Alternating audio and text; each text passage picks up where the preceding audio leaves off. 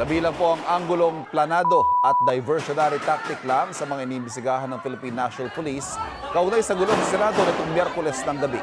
Inaalam din ng PNP kung sino-sino ang mga nagpaputok ng baril. Ayon sa PNP, nasa 10 ang posibleng nagpaputok ng baril nitong Miyerkules.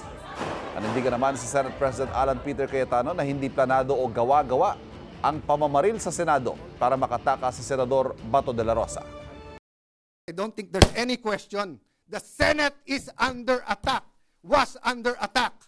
All of you, your lives were in danger last night. So I know it's your job to ask a question, but you will tell me, pagka may nagpaputok na warning, hindi under attack yon?